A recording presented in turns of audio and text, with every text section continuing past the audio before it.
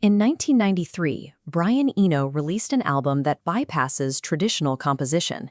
It is a psychoacoustic tool that functions through mathematical negation. The project abandoned the commercial music industry's focus on engagement to serve a specific physiological utility. This wasn't for concert halls. It was implemented as an environmental acoustic treatment in hospitals. Specifically, medical practitioners deployed the audio in maternity wards to block the activation of the sympathetic nervous system, the biological trigger for the fight-or-flight response. This stands in contrast to corporate Muzak. While Muzak is designed to stimulate consumer behavior through rhythmic masking, this audio aims to induce parasympathetic relaxation. The entire 58-minute runtime is built from approximately 400 isolated synthesizer notes, dropping into silence at unpredictable intervals. Plotting these events in 3 dimensions reveals the underlying data structure, a dense horizontal band marked by sparse vertical spikes. Because the trajectory contains no closed loops or limit cycles, the audio functions as a generative system rather than a fixed, repeatable score. Neroli is essentially a maximum entropy acoustic environment, engineered strictly by what it refuses to do. The technological foundation of the signal is the Yamaha SYSI-97, a synthesizer utilizing a hybrid frequency modulation and sample-based architecture. Eno mastered this hardware to generate a slowly evolving, damped sinusoidal model. The lead voice is defined by inharmonic partials, non-integer ratios of 1.0, 2.76, 5.40, and 8.93. These specific ratios map onto the physical vibration patterns of a circular Chladni plate. Standard integer ratios allow the brain to recognize familiar acoustic instruments, such as a piano or guitar. These inharmonic ratios read instead as bell-like or metallic, breaking standard instrumental expectations. By stripping away recognizable timbre, the brain registers the signal as an environmental phenomenon rather than a performance. Once the timbre is neutralized, the system's pitch logic is governed by a strict set of harmonic boundaries. The programmed algorithm is constrained to the Phrygian pitch class set. Within this set, the algorithm intentionally omits both the major third and the tritone. Standard Western composition relies on these intervals to create leading tones, which provide a psychological drive toward harmonic resolution. In Neroli, the algorithm suppresses the root note while heavily weighting the flat second and the modal third.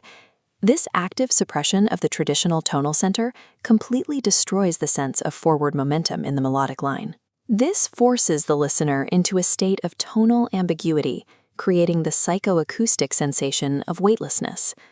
The temporal axis is governed by rules that dictate exactly when each note is triggered. The timing relies on a non-homogeneous Poisson process. This inter-onset interval histogram shows the resulting exponential-like distribution. This statistical formula determines the mathematical probability of every note onset. As the rate parameter drifts slowly over time, the event density is kept between 0.05 and 0.20 events per second. Because this variable is constantly shifting, the signal possesses zero rhythmic autocorrelation. This differs from traditional minimalist music, which uses locked, highly predictable periodicities to maintain a sense of time. Without a periodic grid, the listener's ability to anticipate future auditory events completely collapses. By eliminating rhythmic predictability, the algorithm encourages a state of present-tense listening, intended to neutralize anxious physiological responses. Finally, we must examine how the entire 58-minute architecture behaves across different scales of time. These plots compare the spectral centroid and event density of a 60-second window to a 900-second window. The data shows statistical self-similarity. The variance observed within a 1-minute scale is effectively identical to the variance across 15 minutes.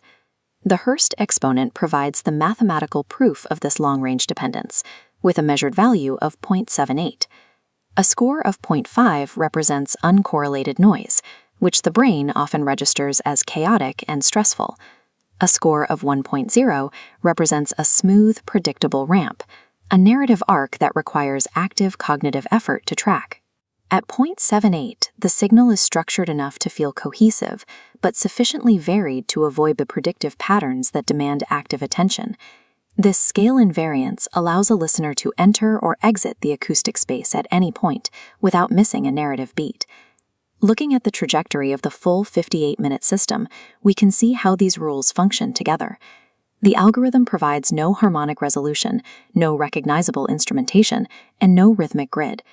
The acoustic environment is defined entirely by what it mathematically refuses to do. These removals were intended to fulfill a very specific conceptual goal. The album's title refers to Neroli essential oil, reflecting Eno's fascination with the science of aromacology. Brian Eno engineered the generative algorithm to carefully mimic the exact physical behavior of a gaseous perfume permeating a room. Both the scent and the scale invariant sound bypass the phalidus to alter neurochemistry without demanding active scrutiny. In 1993, the compact disc format forced a static, hour-long limit on what was theoretically an infinite computational process. This generative logic has since moved from avant-garde experiment to a practical element of medical architecture. By utilizing these calculated removals, Neroli demonstrates how an audio signal can be engineered to function less like a piece of music and more like a clinical architectural element.